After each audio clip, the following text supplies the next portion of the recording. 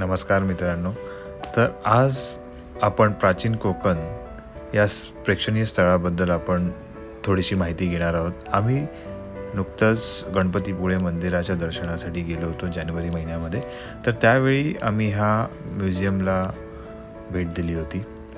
तर या म्युझियमची entry fee आहे प्रत्येकी ₹50 आणि जर तुम्ही मोबाईलमध्ये रेकॉर्डिंग करणार असाल तर तुम्हाला त्याचे ₹50 द्यायला लागतील. ही साधारण 1 तासभराची एक टूर आहे, ज्यामध्ये एक टूर गाईड तुमच्यासोबत असतो आणि ते आपल्याला प्रत्येक गोष्टींबद्दल खूप चांगल्या प्रकारे माहिती देतात.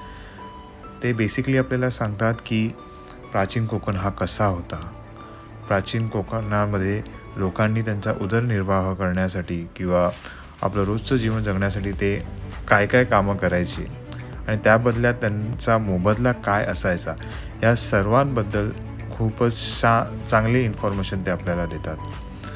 जसजसं तुम्ही पुढे जाता तसतसं तुम्हाला आपल्या बाजूच्या अवतीभोवतीच्या झाडांबद्दल वगैरे ते सांगतील, ज्याच्यामध्ये तुम्हाला समजेल की आपल्या आजूबाजूला किती प्रकारचे झाडी आहेत आणि त्यांचे उपयोगही ते आपल्याला सांगतात.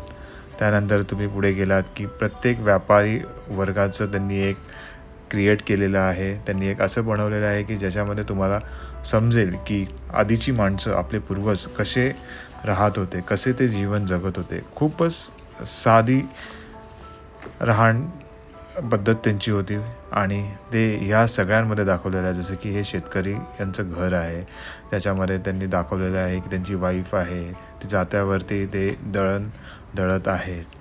त्या बाजूलाच गणपती आणि गौरी हे पण आहेत. त्यानंतर एक लहान मुलगी आपल्याला खेळताना दिसते. पुढे गेलात की कुंभारवाडा दिसेल, सोनारांचं सोनारकाम दिसेल. त्यापुढे गेलात की वाणी दिसेल, सुतार दिसतील.